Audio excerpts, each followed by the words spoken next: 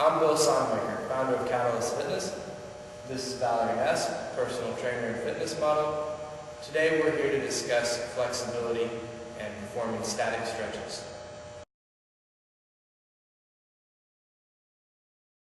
Standing plantar fascia stretch. Valerie's going to get close to a wall or a door. She's going to take whatever leg or plantar fascia that she wants to stretch. The plantar fascia is on the bottom of the foot. She's going to wedge the foot up just like this so that the ball of the foot is free and in the air. She's going to push down just like this so she can bring her heel back a little bit without bringing her foot back to my hand. There you go. So as she wedges this down, she doesn't necessarily want the ball of her foot to touch the ground, but she definitely wants it to get nice and close. She's then going to take her knee and drive it towards the wall. That's going to increase the stretch or the intensity on the plantar fascia coming up here through the Achilles tendon.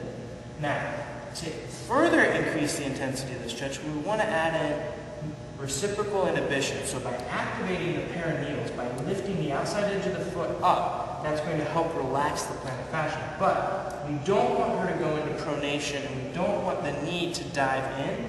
So as she lifts this up, she wants to actively contract her glute here to prevent internal rotation of the femur. So she's going to lift up. Do you feel an increase in intensity when you lift up on the outside edge without allowing that knee to dive in, Val? Yes. Excellent. Standing plantar fascia stretch.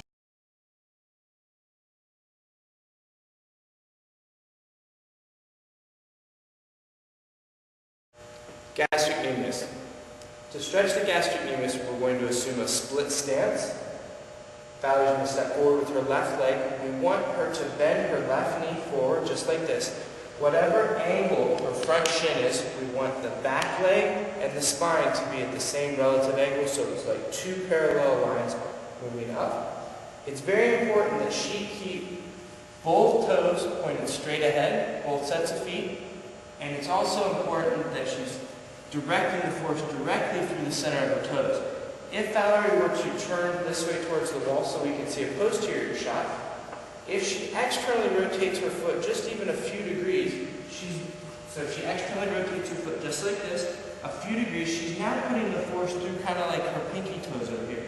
That's not going to be what we're looking for. We want it to be nice and straight, so we get a nice good stretch coming up through the tissue here, directly going through the center of her toes straight forward. Gastrocnemius.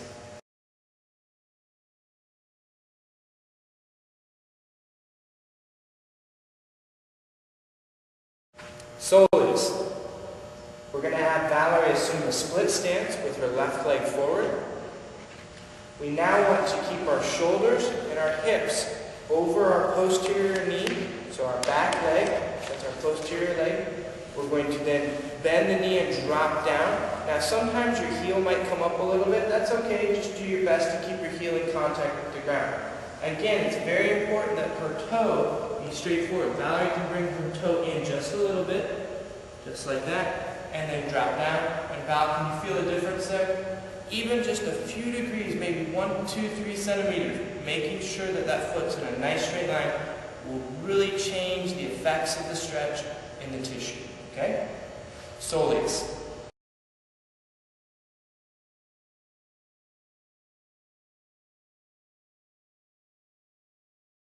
Peroneals. We'll ask Valerie to turn and face towards the wall. She's going to then take a step forward with her left leg. She's then going to internally rotate, so she's going to take her right toes towards her left foot, and she's going to stretch her peroneals. Her peroneals are located on the side of your calf. Okay? Now, we can increase the stretch by having her bend her knee here if she's not feeling it with the knee straight. So some individuals are going to feel some pressure or stretch here on the outside of the leg. Sometimes they're going to feel it here near the medial malleolus where my hand is. Okay? Just like this. Peroneals.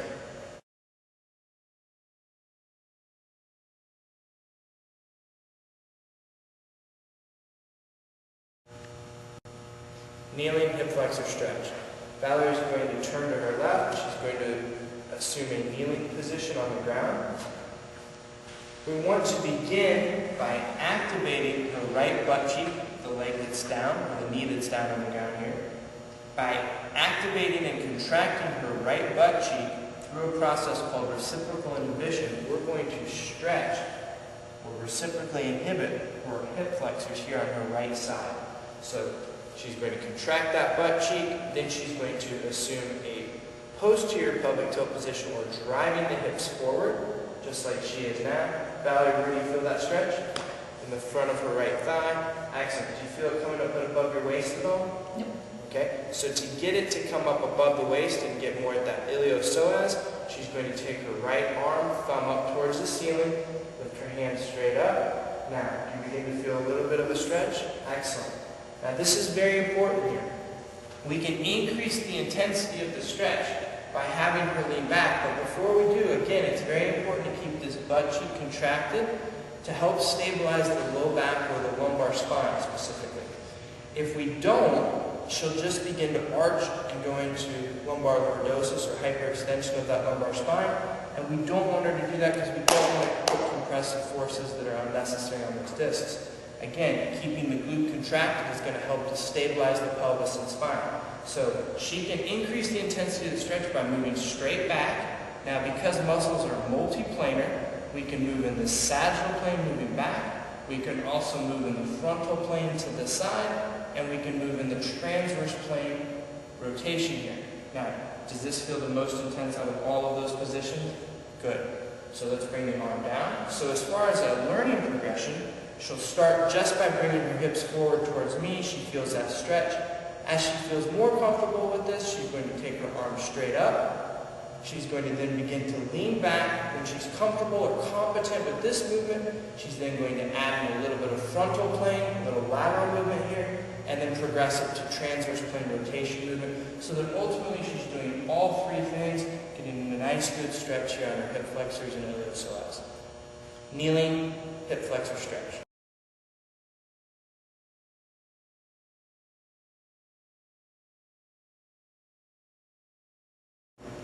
Standing hip flexor stretch. Valerie's going to turn towards her left so you can see a lateral view. She's going to take a step forward with her left leg into a split stance. She's going to, from this anterior tilt here, she's going to take a posterior tilt position where she's driving her hips forward, but she needs to engage her posterior leg butt cheek. Okay? She's going to do that so that she reciprocally inhibits the hip flexors on the front of that leg. So by contracting her butt cheek here, it's going to cause the tissue to relax that she actually wants to stretch. Again, she's going to drive those hips forward. Now, she should feel something here in the front of the leg. Now, she can have her heel down. She can also come to this position here on the ball of her foot, and she's going to get a little bit more drive in there. Now, Val, do you feel this on the front of your leg, maybe a little bit coming into your waist? Good. To increase the intensity of the stretch, if we have her lift her arm, thumb up, and as she's doing that, she's going to now begin to lean back in the sagittal plane. She's going to feel an increase in intensity here. But because muscles are multiplanar, they're going to act in the sagittal plane, flexion and extension, the frontal plane, lateral movement here, adduction, abduction, and then also the transverse plane or rotary motion. So we can get her to lean back, we can also get her to lean to the side, and we can get her to rotate. So as far as an order of progression, again, she's going to start with just hands down, driving the hips forward. To increase the intensity, arm comes up, increasing the length of the lever arm as a driver. She's going to lean back.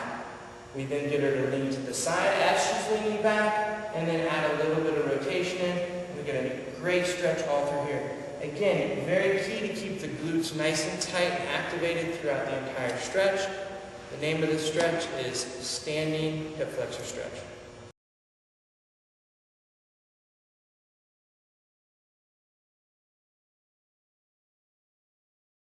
Supine hamstring stretch. Supine means on your back, so Valerie's going to assume a position on her back. She's going to keep her right knee bent at approximately 90 degrees here. She's going to take both hands, grasping underneath her left leg, and pull her knee towards her chest. Now this right here is already beginning to stretch her hamstrings on her left leg here. To increase the intensity, we're just going to have her slowly begin to extend her leg. And as she does this, Valerie, can you feel an increase in the stretch on your hamstrings? Excellent. Okay? The straighter she gets her leg, the more of a force that she's going to put through her hamstring, and the greater the stretch or intensity. Supine hamstring stretch.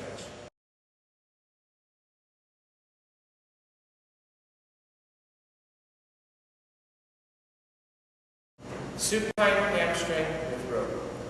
Note this can also be performed with a towel or a belt. We're going to have Valerie assume a supine position on her back. Her right leg is at approximately 90 degrees. She's going to take the rope or piece of equipment that she's using. She's going to place it at the arch of her foot, maybe just a little bit higher than the arch near the ball of the foot. And she's going to bend her knee, and initially she brings this knee towards the chest, stretching the hamstring. She then begins to extend her leg and push out. Now, as she does that, she's also bringing her toes towards her shins. This is going to increase the intensity of the previous exercise of just supine hamstring where she's holding with the legs. Supine bicep femoris. Valerie's going to assume a supine position on her back. She's going to keep her right leg at 90 degrees. She's going to take her right hand, reach underneath her left knee, and she's going to drive her left knee or pull her left knee towards her right shoulder across her body. The reason that we're doing that is that we're trying to stretch the bicep femoris, which is the lateral hamstrings that come down from the ischial to your sit bone down to the outer portion of your leg. Okay? To increase the intensity of the stretch, we're going to have Valerie extend her leg towards me, straightening her knee. At the same time, she can also invert her foot, just like that, and dorsiflex her foot, bringing her toes towards her shin. So inversion is when we invert the foot like that, and eversion would be if my foot goes out. So inversion like this, so she's going to turn her foot just like that, as if she's doing the opposite of pronation. Supine bicep femoris.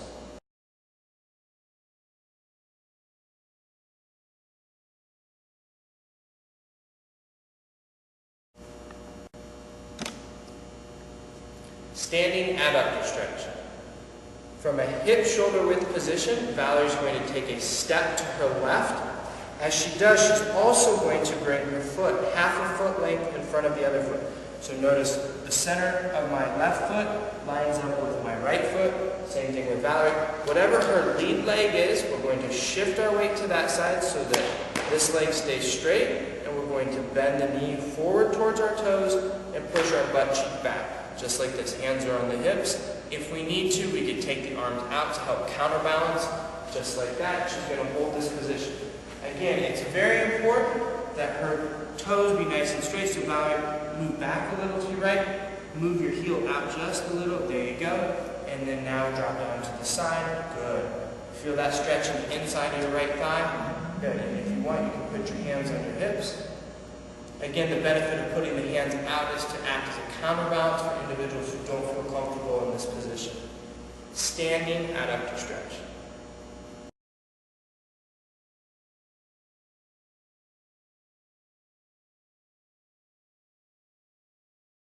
Supine piriformis, level 1 stretch. Valerie's going to assume a supine position. She's going to extend her right leg. She's going to make sure to keep her toes up towards the ceiling the whole time. She's going to take her right hand and grab just below her right knee here, just like that. She's going to pull up towards her right shoulder. As she does so, she's going to do a good job of keeping her hips down. It's okay if this butt cheek comes up a little bit, but we don't want it to come up a whole lot and rotate here. We're going to feel a nice good stretch here. She's pulling across. Again, it's important that she keeps this leg nice and straight, toes pointed up towards the ceiling. Supine piriformis stretch, level 1.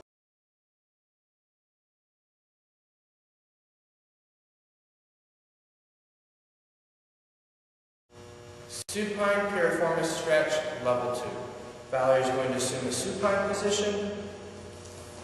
She's going to extend her right leg. She's going to take her left leg, cross it over her right leg, just like this, like she's sitting in a chair. She's now going to pick up her right knee, pulling towards her chest and holding it underneath, just like she is.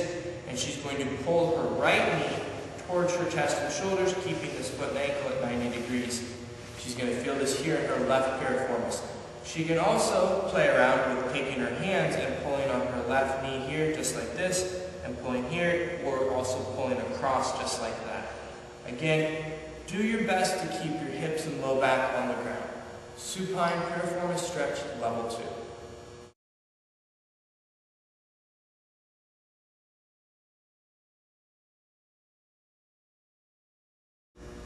Seated piriformis stretch, level 3. Valerie's going to turn towards her right. She's going to extend her right leg. As she does so, she then crosses her left leg over her right. She's going to plant her heel into the ground.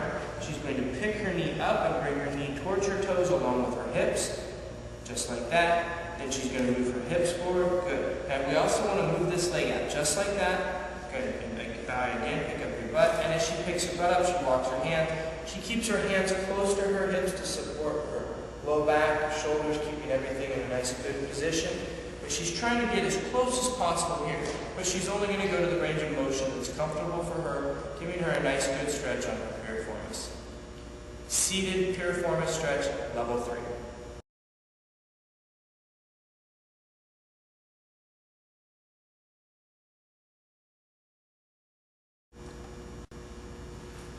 Seated Erector Spinae. Valerie's going to extend both of her legs. She's going to cross her right leg over her left. She's then going to take her right hand and put it directly against her right butt cheek with her fingertips pointing away or back towards me. Just like that. That's going to be used to brace her low back. If she doesn't put her hand that close, if she puts it out here, she's going to end up rounding her low back and going into a posterior toe. We want her to stay nice and tall. At this point, then, Valerie's going to take her left hand, bring it across her leg here so that she places her elbow right here on her knee. She's doing a good job and try to keep that foot flat if possible. And she's going to turn. Now, most people make the mistake here of trying to turn so much that they pop their back or they're trying to manipulate their spine. We're not trying to do that. We're just trying to create an increase in the length of the erector spinae, which are the muscles that run parallel along the spine. So she just needs to turn. She's keeping her head and shoulders square, and she's looking this way. She might feel a stretch also here through her glutes. Seated erector spinae stretch.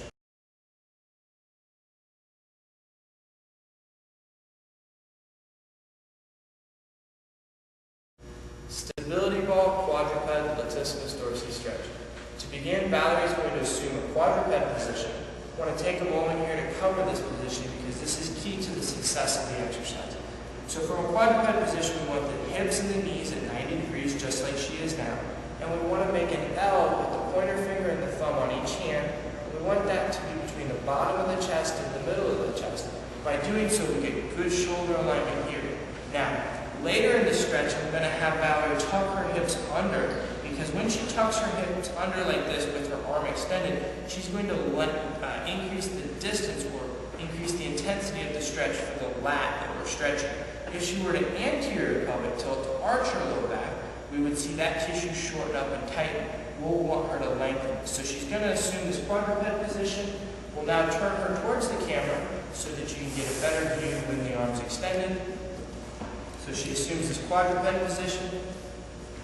Excellent. Valerie's going to extend her right arm, place it on the stability ball, keeping the thumb up for her beginning position. She does a good job of keeping her chest and shoulders parallel or level with the ground. Her hand, you'll also notice on her left hand, the center of her palm lines up with the center of her knee. So essentially, she's taken away a base of support like a table here on her right arm. She's going to bend her left elbow so that she drops down, keeping her torso relatively parallel to the ground. Now, to increase the intensity of the stretch, we can do three things. One, she can externally rotate the hand, the thumb out like that, so she's going to supinate the hand away from the spine, away from the midline.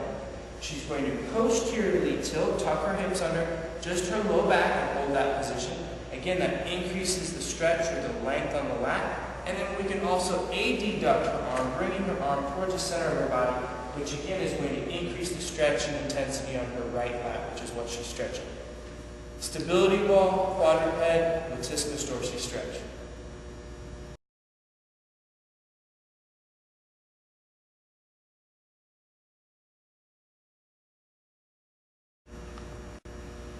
Stability ball, quadruped, back stretch. So Valerie's going to assume a quadruped position on her hands and knees. We want Valerie to make an L with her thumbs and her pointer fingers so that those hands are between the bottom and the middle of her chest, just like this. This maintains nice, good shoulder alignment. She can bend her elbows to drop her chest and torso down slightly towards the ground. she's going to lift her right arm up, come to a 90-degree angle here, just like this. She's going to place her forearm on the ball. Now she's going to take this point on the front of her shoulder and just let gravity do the work and drop down. But we want to make sure to keep the chest and shoulders level. So as this drops down, she's got to bend her left elbow slightly so that she feels a nice good stretch here in her right chest. Valerie, can you feel that in her right chest? Good. It's important that we don't let her arch her back here. We want to keep a nice neutral spine. We could even go into a slight posterior tilt here. Does that increase the stretch, Val? Excellent. Again, we want to keep it 90 degrees here, just like this. Now, depending upon the size of the ball, you might be on top of the ball. If it's a larger ball that you're working with, you can put it on the side of the ball. So we can work with different size balls here for this stretch. Again, we want to do our best to try to keep the chest and shoulder level just like that. Perfect. Excellent. Stability ball, quadruped, pec stretch.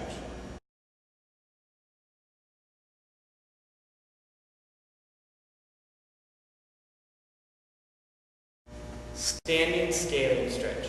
Valerie's going to begin by extending her right arm. She's going to abduct her arm so that her hand is at approximately waist height. She's then going to extend her wrist so that she pushes her palm out. When she does that, she's going to stretch this fascial line here. She's also going to think about pushing her hand down towards the ground so that she's abducting her scapula away from her spine. That's going to increase the stretch when we then go into lateral flexion, here bringing the left ear to the left shoulder, just like that. Again, by pushing the hand out and extending the wrist, we're stretching this entire fascial chain here, increasing the stretch here at the scalenes as well. Standing scaling.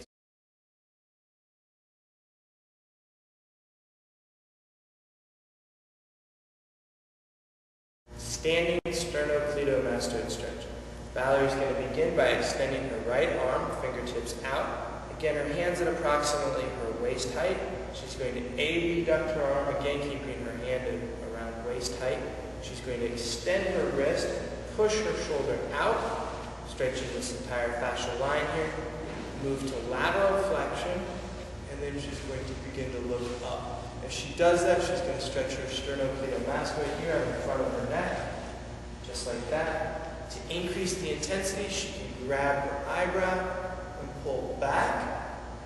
She can also grab here or push here at her chin, up and looking back. Again, it's important that we keep the shoulders level. So not only is she extending this wrist, stretching this fascial line here, but she's also trying to kind of pull her arm out here, extending her entire arm out. That's going to stretch that entire fascial line in her sternocleidomastoid. Standing sternocleidomastoid stretch.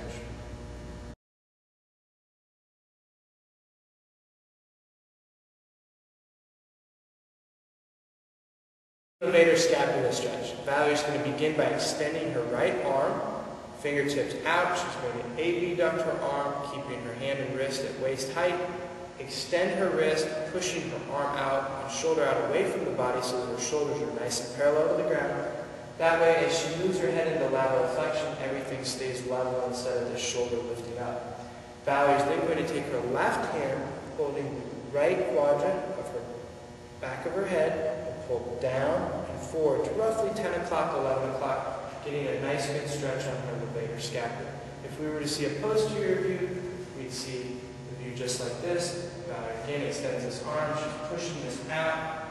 She goes into lateral flexion, she takes her left hand, pulls down and forward, stretching the levator scapula into the medial border of her scapula.